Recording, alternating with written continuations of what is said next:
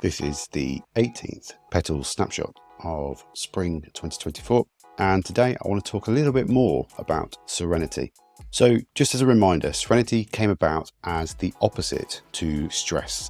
To allow it to work in the PETALS framework, we flipped it from stress as a positive to serenity as a positive. Now, yesterday was a good example of how we tried to manage our serenity in the workplace.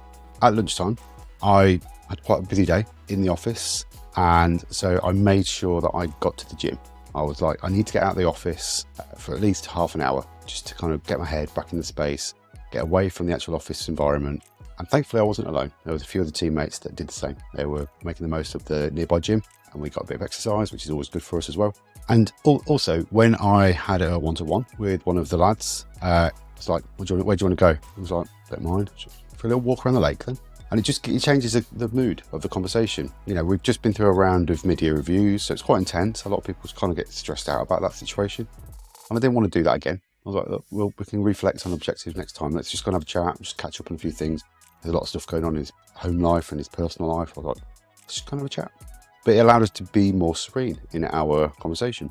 Again, when we had a retrospective in the afternoon, we started doing the health check, getting the scores coming through. Someone asked, remind me again what serenity is for? I was like, well, it's the opposite to stress. And we've just come out of the back of quite a stressful project, but the whole team seems to be in a good place, to feeling like we're over the hump now, we're in a better place. Things are a little bit more serene, and we can see the metrics going up and the trends to see that there is definitely an improvement now. Interestingly, when we did a very quick icebreaker at the start, the icebreaker question was, how do you recharge your battery? And the renowned response was fitness and getting outdoors. A lot of people talked about going to the gym, a lot of people talked about running, cycling, gym, fitness. Some people talked about baking. I mentioned music. So again, it was just a nice way to think about how do we get ourselves back in a good space. There we go.